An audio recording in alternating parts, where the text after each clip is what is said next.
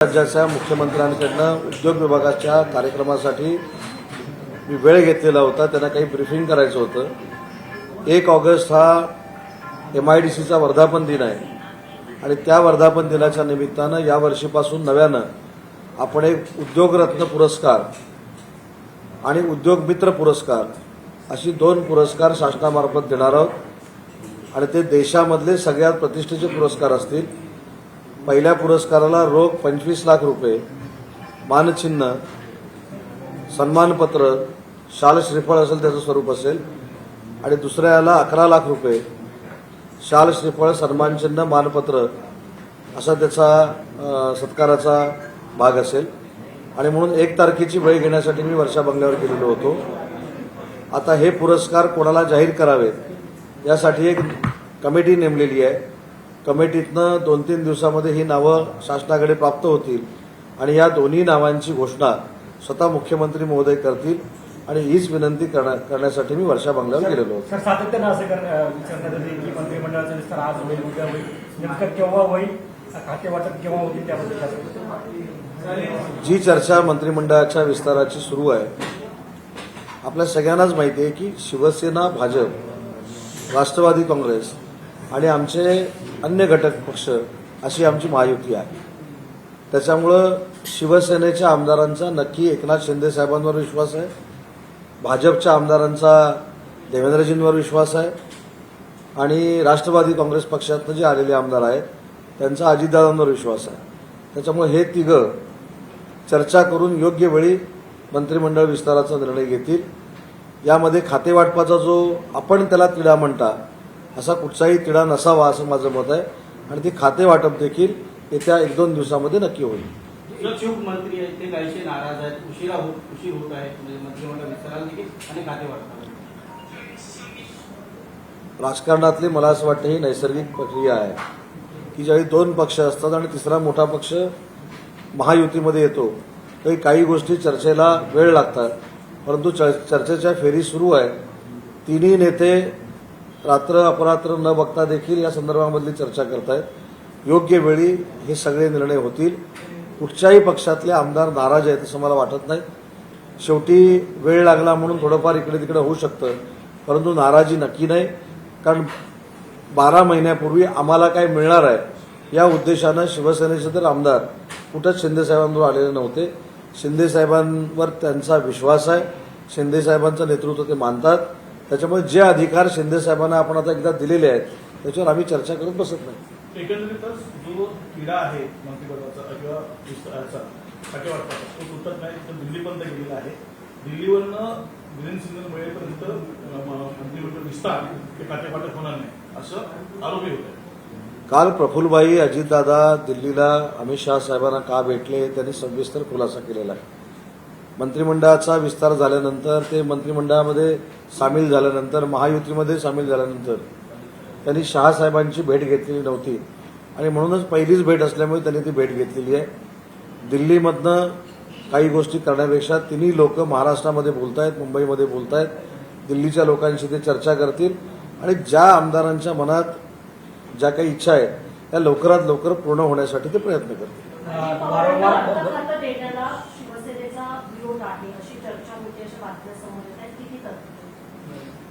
तथ्य नसलेल्याच बातम्या समोर येत आहेत. कारण ऊर्जा खातं द्यावं, अर्थ खातं द्यावं, महसूल खातं द्यावं, गृह खातं द्यावं किंवा अन्य कुठचं खातं द्यावं. मी ज्याचा उल्लेख मगाशी केला की नेत्यावर एकदा विश्वास टाकल्यानंतर नेता जे काही निर्णय घेईल ते आपल्या भल्याचे आणि महाराष्ट्राच्या भल्याचे असणार आहेत. त्याच्यामुळे कोणाकडे कुठचं खातं गेल्यामुळं आपल्या काही कार्यप्रणालीमुळे वर परिणाम होणार आहे असं कोणी कधी वाटून घेऊ नये. त्याच्यामुळे एकदा जर आपण निर्णय घेण्याचे अधिकार नेत्यांना दिले आहेत तर नेत्यांवर विश्वास ठेवला पाहिजे.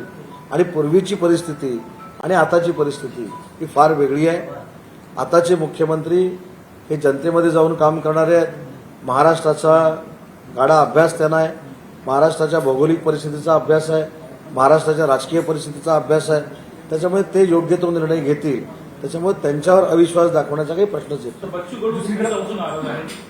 त्यांनी आज सांगितलं का मंत्रिमंडळ विस्तार मंत्रिमंडळावर मंत्रिपद सोडून आले. याला जोडून बच्चू कडू असं म्हणतायत त्यावेळेस ज्यावेळेस महाविकास आघाडी सरकार होतं त्यावेळेस जे दिव्यांग खातं होतं वारंवार आम्ही उद्धव ठाकरेंना भेटलं होतं, त्यांना सांगितलं होतं दिव्यांग खातं द्या किंवा एक खातं बनवा. जर त्यावेळेस त्यांनी केलं असतं तर मी गुवाहाटीला गेलो नसतो. म्हणजे त्यांनी आपल्या मनातली खतखत बाहेर काढली ना. बच्चूभाऊंशी सकाळपासून माझं देखील 2-3दा बोलणं झालेलं आहे. महाराष्ट्र राज्याचे मुख्यमंत्री देखील आज त्यांच्याशी बोललेले आहेत. त्यांचं म्हणणं आहे, त्यांनी स्टेटमेंट स्पष्ट अशी दिलेली आहे की 17 तारखेला ते मुख्यमंत्र्यांना भेटणार आहे आणि या सगळ्या अलायन्समुळे मुख्यमंत्री पदाच्या पेचामध्ये जर मुख्यमंत्री असतील तर मला मंत्रिपदापासून अलिप्त ठेवलं तरी चालेल. तरी देखील या संदर्भात मुख्यमंत्री त्यांच्याशी बोललेत. पत्रकार परिषदेमध्ये त्यांनी हे देखील सांगितलंय की दिव्यांगांसाठी मंत्रालय करणारे मुख्यमंत्री हे महाराष्ट्राला पहिले लाभलेले आहेत आणि म्हणून या कामासाठी त्यांचं गुलाम म्हणून देखील राहायला मला आनंद वाटेल. कारण शेवटी ते मी शब्दप्रयोग त्यांनी केलेला करतोय. बच्चूभाऊ हे सामाजिक क्षेत्रातलं एक फार मोठं नाव आहे. दिव्यांगांसाठी अतिशय मोठमोठी कामं त्यांनी केलेली आहेत. दिव्यांग हा त्यांचा केंद्रबिंदू आहे, उपेक्षित वर्ग हा त्यांचा केंद्रबिंदू आहे आणि या दोन्ही घटकाला मुख्यमंत्री उपमुख्यमंत्री नाही देत आहेत. म्हणून ते 17 तारखेला पुन्हा एकदा मुख्यमंत्र्यांची भेट घेणार. आणि अद्याप खाते वाटप विस्तार होणार नसेल तर त्याचा परिणाम अधिवेशनावरती होईल का, सरकारच्या कारभारावरती होईल का? मंत्रिमंडळाच्या विस्ताराचा आणि विधानसभेच्या कारभाराचा मला असं वाटतं की काहीच प्रश्न येत नाही. कारण आम्ही 9 आणि 9 कॅबिनेट मंत्री असताना विधानसभेचं अधिवेशन चालवलेलं आहे. तसं आता 9 मंत्री त्याच्यामध्ये ऍड करून 27 मंत्री आहेत. आमच्यावरचा देखील भार थोडा कमी झालेला आहे आणि सगळे तिन्ही पक्षाचे आमदार हे समजूतदार आहेत. अनेक वर्ष त्यांनी राजकारणामध्ये सहभाग घेतलेला आहे. आपापल्या नेत्यांवर त्यांचा विश्वास आहे. त्याच्यामुळे जे अधिवेशन होईल हे महाराष्ट्राच्या जनतेच्या विकासाचं आणि हिताचं होईल.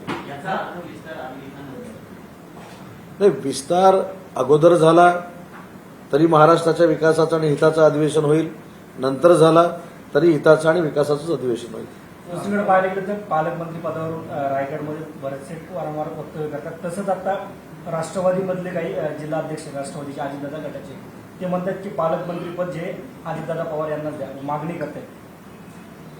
3 पक्ष एकत्र आल्यानंतर प्रत्येक कार्यकर्त्याची, प्रत्येक पदाधिकाऱ्याची आपल्या पक्षातला आपला नेता आपल्या जिल्ह्याचा पालकमंत्री झाला पाहिजे अशी इच्छा असू शकते. परंतु याच्यावर निर्णय मुख्यमंत्री घेऊ शकतात. ज्याचा मी उल्लेख केला की 2.5 वर्षापूर्वीचं प्रमुख पद आणि यावेळीचं प्रमुख पद याच्यामध्ये जमीन आसमानाचा फरक आहे. भौगोलिक महाराष्ट्राची परिस्थिती, विधानसभेचा अभ्यास, लोकसभेचा अभ्यास, कोण आमदार कुठे निवडून आलेले आहेत, कोण आमदार कुठे निवडून येऊ शकतात, कोणाला कुठं पालकमंत्री केलं पाहिजे, या सगळ्याचा लेखाजोखा मुख्यमंत्री मोदयांकडे आहे. त्याच्यामुळे हे तिघं चर्चा करून पूर्ण महाराष्ट्रामध्ये समतोल राखतील याची मला खात्री आहे. सर हिंदी में जाना भाजपाने आज 152 प्लसचा नारा दिलेला आहे. विधानसभेत 152 जास्त लागायचे असं बावनकुळे म्हणतात. कसं बघताय? तर हा लोकशाहीतला एक भाग आहे. स्वतःच्या पक्षाच्या अधिवेशनामध्ये आपल्या लोकांमध्ये ऊर्जा निर्माण करण्यासाठी या सगळ्या गोष्टी केलेल्या असतील. जागा वाटपामध्ये देखील 3 नेते मंडळी बसून समन्वयाची भूमिका घेतील. त्याच्यामुळे 152 असतील, आम्ही कदाचित 100 प्लस म्हणू, अजून कोण 100 प्लस म्हणू, याच्यापेक्षा 3 लोक जे बसून निर्णय घेतील जागे वाटपाचा, हा आमच्या दृष्टीनं महत्वाचा आहे. आणि या सगळ्या प्रक्रियेसाठी आजच आपल्याला माहीत असेल 12 जणांची समन्वय समिती नेमलेली आहे. आमच्याकडनं मी, शंभूराज देसाई, दादासाहेब भुसे, राहुल शेवाळे आहे. बीजेपीकडनं मला असं वाटतं की बावनकुळे, सुधीर भाऊ, प्रसाद लाड आणि आशिष शेलार साहेब आहेत. आणि राष्ट्रवादी काँग्रेस पक्षाकडनं दिलीप वळसे पाटील, धनंजय मुंडे, भुजबळ साहेब आणि सुनील तटकरे अशी 12 लोकांची समन्वय समिती आहे. 12 लोकांच्या समन्वय समितीमध्येच अनेक प्रश्न सोडवण्याचा आम्ही प्रयत्न करू. शिवसेनेच्या आमदारांकडूनच अनेक तारखा देण्यात आल्या मंत्रिमंडळ विस्तारासंदर्भात की 2 दिवसात होईल, 3 दिवसात होईल, पण अजूनही विस्तार झालेला नाही. तर सगळ्यांना असा प्रश्न आहे की नेमकं काय अडकले किंवा काय अडकले, त्याच्या मागे कारण काय? नाही, आमच्या आमदारांना देखील तुम्हाला भरपूर काम लावायला संधी मिळाली म्हणून त्या तारखाच्या तारखा देत असतील. पण मी देखील आज तुमच्या पत्रकार परिषदेमध्ये या तारखेला शपथविधी होईल असं सांगणं उचित ठरणार नाही. मी काल देखील स्टेटमेंट दिली, त्याचा काही लोकांनी विपर्यास केला. मी म्हटलं काही तासामध्ये होईल, पण पुढचं वाक्य कोणी दाखवलं नाही. मी म्हटलं 2 तास, 20 तास, 40 तास, 120 तास, 200 तास, 500 तास, किती तासाने होईल माहीत नाही. बाकीचे दिवसांमध्ये बोलले, मी तासांमध्ये बोलले. पण शेवटी आम्ही नेतृत्वावर विश्वास ठेवतो आणि नेतृत्वानं घेतलेला निर्णय हा प्रत्येकाला बंधनकारक असतो. आमचे आमदार देखील शिवसेनेचे एकनाथ शिंदे साहेबांवर निष्ठा ठेवून आहेत, त्यांच्यावर प्रेम करणारे आहेत. अनेक लोकांनी सगळ्या उठावामध्ये काही अपेक्षा न घेता साहेबांचं समर्थन केलेलं होतं. त्याच्यामुळे कोणी नाराज नाहीत. योग्य वेळी एकनाथ शिंदे साहेब योग्य तो निर्णय घेतील. सर, आपके पार्टी के जो इच्छुक विधायक थे उन्होंने सूट सिला लिया था, पटाखे खरीद लिए थे, अपने कार्यकर्ताओं को मुंबई आने के लिए भी कहा था. आज लेकिन निराश होकर उन्हें वापस अपने घर लौटना पड़ रहा है. आखिर इतना अपमानजनक व्यवहार आपके विधायकों के साथ क्यों हो रहा है? नहीं, अभी मुझको तो मालूम नहीं किसने कोट सिला के रखा था, किसने पटाखे मंगाए थे, किसने पटाखे लगाए थे. एक है कि हम शिवसेना में काम कर रहे हैं, वंदनीय बाला साहब का विचार आगे लेके जाने वाली पार्टी में हम काम कर रहे हैं. उसका नेतृत्व एकनाथ शिंदे साहब कर रहे हैं और उनके ऊपर हमारे 50 एमएलए जो लोग हैं उनका विश्वास है. जो करेंगे वो हमारे अच्छे के लिए करेंगे, महाराष्ट्र के भले के लिए करेंगे. ये कॉन्फिडेंस हम सब में है. इसलिए हमारे जो 40 शिवसेना के विधायक हैं और अपक्ष जो 10 विधायक है उसमें कहाँ भी थोड़ी सी भी नाराजी नहीं है. सर, एक और चीज देखिए, जिस तरह का घटनाक्रम हुआ है सर, उससे इम्प्रेशन एक ये हुआ है कि अब आप लोग जो है एनसीपी के दबाव में कुर्बानी देने के लिए तैयार हो गए. जो स्टेचर आप लोग का था इस गठबंधन में वो नहीं रहा, झुकने के लिए तैयार हो गए आप लोग. कल अजीत दादा अमित शाह से मिलकर आए, अब आप लोग कुर्बानी दे रहे हैं उनके लिए. झुकेंगे तो नहीं. वो पिक्चर देखा है ना आपने सबने. एक तो बात ऐसी है कि ये झुकने का सवाल नहीं है. डेमोक्रेसी में जो अलायंस था उसमें अजीत दादा एनसीपी की पार्टी लेके आए हैं. अभी आने के बाद थोड़ा बहुत दिन लगेगा डिस्कशन में, बाकी कुछ नाराजी नहीं है, झुकने का भी सवाल नहीं है. और एक आप पॉजिटिवली लेना चाहिए कि जो 160 की 166 की हमारी संख्या थी वो हमारे शिंदे साहब के नेतृत्व में अभी 210 हो गई है. तो हमारा जो सरकार है वो फुल स्ट्रेंथ से काम कर रहा है, कॉन्क्रीट से काम कर रहा है.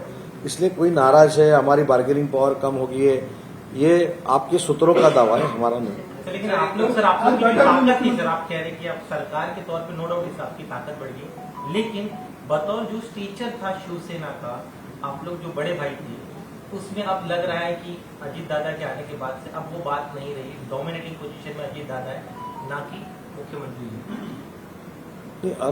आप अगर पिछले 2.5 साल का देख के अगर ये सवाल है तो तब नेतृत्व अलग था. अभी जो सीएम साहब है, अभी का जो नेतृत्व है, उसको पूरा इंफ्रास्ट्रक्चर महाराष्ट्र का मालूम है, राजकीय परिस्थिति मालूम है, आगे कैसे जाना मालूम है, हर कॉन्स्टिट्यूंसी में किसका नाम चल रहा है ये मालूम है, किसका पार्टी का नाम चल रहा है ये मालूम है. तो अगर मैच्योर्ड ऐसा पॉलिटिशियन मुख्यमंत्री बन गया है तो ये झुकने का सवाल ही नहीं आता. लेकिन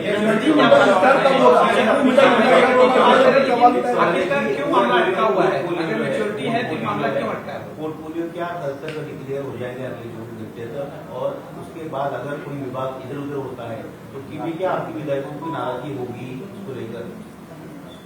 मैंने पहले ही बोला कि हमारी पार्टी तक का सवाल है तो हमारे पार्टी के सब विधायक एकनाथ शिंदे साहब के ऊपर विश्वास करते हैं, उनके नेतृत्व में हम काम कर रहे हैं. तो अगर नेतृत्व में डिसीजन लिया, जो कुछ डिसीजन लेना है वो हमारे भले के लिए रहेगा, महाराष्ट्र के भले के लिए रहेगा, उसमें नाराज होने की कोई बात नहीं है.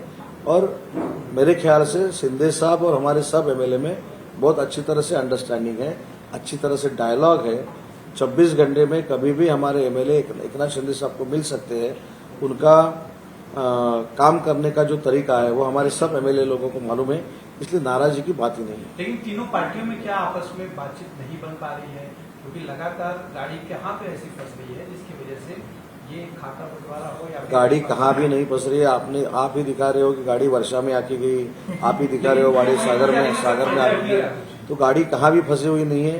गाड़ी ऑन ट्रैक पे है, स्पीड से है और स्पीड से ही अलाइन चलेगा. और महाराष्ट्र के जो मंत्री है उनको समतोल से जो कुछ दिया जाएगा वो दिया जाएगा. परसेप्शन ये बना है कि अगर खाते वाटप अगर इस समय कर दिया गया होता तो जो इच्छुक विधायक उम्मीद लगा के बैठे थे, जिन्हें मौका नहीं मिलता, वो मानसून सेशन के दौरान परेशानी खड़े कर सकते थे. उस परेशानी को टालने के लिए जानबूझकर इसे पोस्टपोन किया गया है. नहीं, ऐसी कुछ भी बात नहीं है. मैंने फिर से मैं वो बात दोहराता हूँ कि हमारी जो पार्टी है शिवसेना, वो एकनाथ शिंदे साहब के नेतृत्व में काम करती हैं। तो एकनाथ शिंदे साहब के नेतृत्व के ऊपर हमारा अगर विश्वास हो, ये करने की जरूरत ही नहीं है। भाजपा के जो एमएलए है वो सब देवेंद्र जी के ऊपर विश्वास रखते हैं, तो उनको भी ये करने की जरूरत नहीं है। और जो एनसीपी आई है हमारे साथ, उसका नेतृत्व तो अजीत दादा है, तो अजीत दादा के ऊपर विश्वास करते हैं। तो ऐसा कुछ भी नहीं होगा। जो अपना सेशन चलेगा वो महाराष्ट्र के विकास के लिए और भले के लिए चलेगा। आपने कहा लगातार बैठकों का दौर चलता आ रहा है, हम खुद देख रहे हैं। दिल्ली भी गए अजीत पवार, लेकिन अभी भी ऐसा क्यों नहीं हो पाया कि खुद अनाउंस नहीं हुआ अभी तक और कैबिनेट का एक्सपांशन का डिक्लेरेशन या कोई मुहूर्त नहीं निकल ये नेचुरल है, क्योंकि जब दो पक्षों के साथ तीसरा अलायंस में आ जाता है थोड़ा देर लगता है, लेकिन इससे आपको भी थोड़ा बहुत तकलीफ हो रहा है, मुझको भी मालूम है, लेकिन जल्द से जल्द जो खाते वाटप है हो जाएगा और उसका डिक्लेरेशन भी हो जाएगा। महाविकास आघाड़ी और महायुति में क्या अंतर है? नहीं, 152 सीट का जो मामला है वो उनकी पार्टी के मेरे ख्याल से कुछ एक उनकी बैठक थी, उसमें वो स्पीच देते वक्त बोले। लेकिन अभी एक समन्वय समिति भी तैयार हो गई है हमारे पार्टी से। मैं शंभूराज देसाई साहब, दादा भूसे साहब और एमपी राहुल शेवाड़ी साहब उसमें हैं। एनसीपी की तरफ से दिलीप वलसे पाटिल, छगन जी भुजबल, सुनील जी तटकरे और मेरे ख्याल से धनंजय जी मुंडे, और बीजेपी की तरफ से चंद्रकांत दादा नहीं, सुधीर मुनगंटीवार, बावनकुले, प्रसाद लाड और आशीष शेलार, ये 12 लोगों की ये समिति है। जो कुछ फाइनल करना है वो ज्यादा से ज्यादा ये समन्वय समिति में हम फाइनल कर देंगे। राज्य में आप लोगों का अभी तक एक्सपांशन नहीं हुआ है। बहुत सारे ऐसे नेता हैं जो चॉप ऑफ हो गए एनसीपी के आने के बाद। अब कहीं न कहीं केंद्र में भी उसका असर दिखेगा क्या? कितने लोगों के नाम जो है वो शॉर्टलिस्ट किए गए हैं केंद्रीय मंत्री पद को लेकर के? कोई ऐसी चर्चा है या कुछ आप लोगों ने नाम शॉर्टलिस्ट? इसका असर गली में भी नहीं दिखेगा और दिल्ली में भी नहीं दिखेगा। जो कुछ होगा वो अच्छा होगा और 3 लोगों के नेतृत्व में होगा। अपोजिशन लीडर को लेकर कांग्रेस ने 2 दावे किए, कह रहे कि विधानसभा में भी और विधान परिषद में भी हमारी संख्या बढ़ गई है, हम सबसे बड़ी पार्टी, तो हमारा अपोजिशन लीडर होना चाहिए। उनमें कहीं ना कहीं दावेदारी एमपीए में और कांग्रेस के भीतर पद को लेकर भी एक असर कशी जाएगी। नहीं, उसके बारे में मैंने पढ़ा है कल कि विधानसभा अध्यक्ष ने एक बयान दिया है कि जिसका नंबर ज्यादा रहता है उसका ही विरोधी पक्ष नेता होता है। ऐसा कुछ मैंने पढ़ा है और देखा है। तो कांग्रेस को मेरी शुभकामनाएं हैं कि और 25 साल वो विरोधी पक्ष नेता ही रहे, जल्द से जल्द दोनों जगह वो आ जाए और 25 साल वही रहे। सर, वित्त विभाग को लेकर लगातार कहा जा रहा था, क्या आप लोगों की पार्टी ने कॉम्प्रोमाइज कर लिया है कि वित्त विभाग अजीत दादा की पार्टी को दे दिया जाए, अगर आप लोग को नहीं मिलता है तो भी चल जाए? तो इसका सवाल मेरे ख्याल से पूछने के बाद मैंने जवाब पहले ही दिया है कि जब नेतृत्व में विश्वास होता है तो ये डिस्कस करने का सवाल ही नहीं आता। जो कुछ अच्छा है वो एकनाथ शिंदे साहब, देवेंद्र जी करेंगे, अजीत दादा करेंगे, और एक खाता इधर गया एक खाता उधर गया, अगर हम में कैपेसिटी है, हमारे नेतृत्व में कैपेसिटी है, तो कुछ भी सवाल खड़ा करने की जरूरत नहीं है। मैं बार बार यही कह रहा हूं कि 2.5 साल पहले का जो नेतृत्व था उनको हम बोलने के बाद अगर अजीत दादा ने पैसा दिया है ज्यादा तो उससे ज्यादा शिवसेना को दो, ये अगर हमने नेतृत्व को बोला है और नहीं मिला तो आप आज का जो नेतृत्व है उसकी तरफ आप अगर देखोगे तो ये सवाल अब उठ जाएगा, तो उससे ज्यादा पैसे हमको देंगे। लेकिन नेतृत्व में बदलाव है और शिंदे साहब के नेतृत्व में पूरा समतोल रखा जाएगा। ठाकरे सेना की तरफ से एक आरोप लगाया जा रहा है कि पहले मुख्यमंत्री जी दिल्ली के सामने जाते थे, सलामी करते थे, अब अजीत दादा जो आपके नए सहयोगी है वो भी वहाँ दिल्ली दरबार में सूबेदार बन गए हैं, जो पहले यहाँ पर राजा थे। उस पर आप क्या कहना चाहिए? ऐसे कौन बोल? शरद पवार क्या की तरफ से? नहीं, अगर बची हुई जो महाविकास आघाड़ी है उसके बारे में अगर आप सोचे तो ये कांग्रेस का छोड़ो, लेकिन ये 2 पार्टी के नेताओं ने जो स्पीच दिया है रैलियों में उसका क्लिपिंग मेरे साथ है, मेरे पास है। संजय राउत साहब ने एक बार बयान दिया था कि मोदी जी को देश का पंतप्रधान क्यों होना चाहिए, वो कितने बड़े लीडर हैं और उनसे ज्यादा लीडर वर्ल्ड में भी नहीं है। आपकी तरफ से हमने देखा है। वैसे राष्ट्रवादी के नेता जो है उन्होंने भी बोला है कि प्रधानमंत्री जी नरेंद्र मोदी जैसा काम करने वाला प्रधानमंत्री आज तक देश को नहीं मिला। ये बारामती में उनका स्पीच है। तो ठीक है, डेमोक्रेसी में सब ये ऐसा वैसा हो जाता है, लेकिन जब इलेक्शन होगी तब एमपी के लिए हम 45 के आगे रहेंगे और एमएलए करके हम 200 के आगे रहेंगे। कह रहे हैं कि सरकार में कुछ तालमेल ये तीनों दलों में, और ऐसे में महाराष्ट्र में राष्ट्रपति शासन लगा देना चाहिए। ये बोलने में क्या है? राष्ट्रपति लागवट लगानी चाहिए और क्या लगानी चाहिए, बोलने में क्या है? क्योंकि वो अपोजिशन पार्टी के एक लीडर है और अगर उन्होंने शिंदे साहब अच्छा काम कर रहे हैं ऐसे बोले तो न्यूज़ क्या आ जाएगी? अभी पटोले साहब भी ट्रैक पे है, तो उनको ये बोलना ही पड़ेगा कि सरकार अच्छा नहीं काम कर रहा है, राष्ट्रपति लागवट लागू करनी चाहिए, ये करना चाहिए, वो करना चाहिए। वो लोकशाही का एक भाग है। पोर्टफोलियो कब तक हो जाएगा? मेरे ख्याल से जल्द हो जाएगा ना अभी। सर, नाना पटोले असे म्हणतात की महाराष्ट्रामध्ये राष्ट्रपती राजवट लागू करा, राज्यात अलिबाग 40 चोरांसारखी परिस्थिती आहे, जनता उपाशी सरकार तुपाशी, असं ते म्हणतात. नाना पटोले हे काँग्रेस पक्षाचे म्हणजे विरोधी पक्षातल्या एका पक्षाचे नेते आहेत, प्रदेशाध्यक्ष आहेत. त्यांनी जर एकनाथ शिंदे साहेब अतिशय चांगलं काम करतायत, गतिमान काम करतायत, क्रियाशीलपणे काम करतायत असं जर सांगितलं तर ते देखील इकडे ट्रॅकवर आहेत असं चित्र निर्माण होईल. त्याच्यामुळे विरोधक म्हणून त्यांनी ते विरोधकाची भूमिका मांडलेली आहे, पण त्यांच्या मनामध्ये देखील एकनाथ शिंदे साहेबांच्या नेतृत्वाखाली गतिमान सरकार चालू आहे हेच असणार आहे आणि ह्याची प्रचिती अजितदादांच्या महाविकास आघाडीमध्ये आल्यामुळे झालेली आहे. सर, लोकमान्य तिलक अवार्ड मिलने जा रहा है प्रधानमंत्री जी को, जिसका कांग्रेस विरोध कर रही है, कैसे देखते हैं? और क्या करेगी वो? लोकमान्य तिलक अवार्ड अगर नरेंद्र मोदी साहब को मिल रहा है तो उसका स्वागत करना चाहिए, उसको विरोध क्यों करना चाहिए? अगर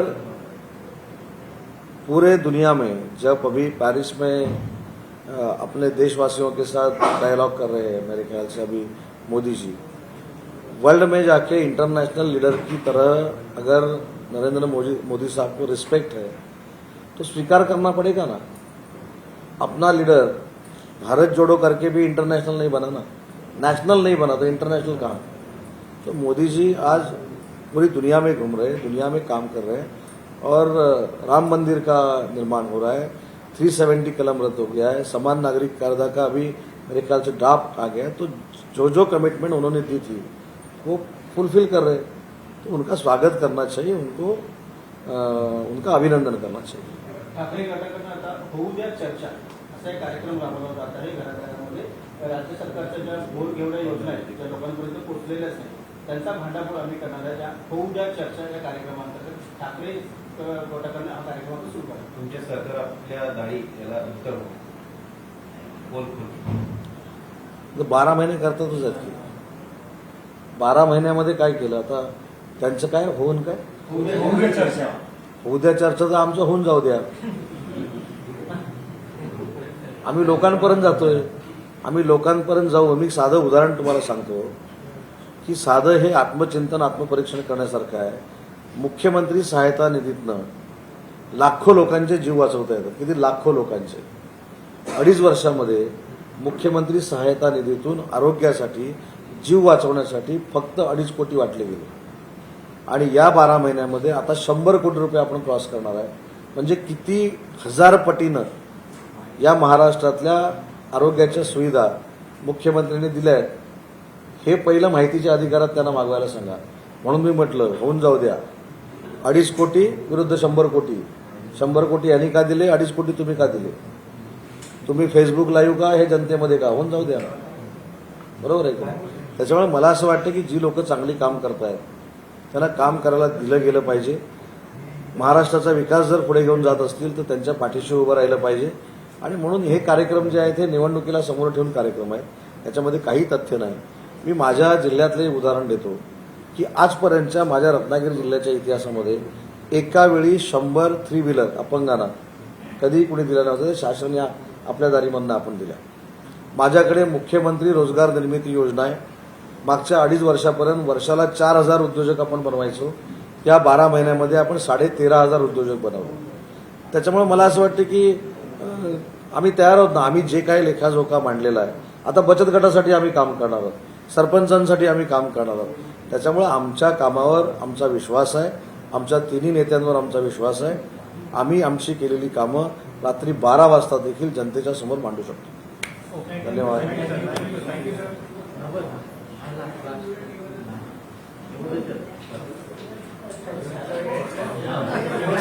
हो ते चर्चा होऊन जाऊ द्या. आता हे हिंदी नको, होऊन जाऊ दे मला. आता ते मराठी म्हटलं ना त्यांनी. आता होऊन जाऊ द्या हिंदीमध्ये कसं म्हणायचं.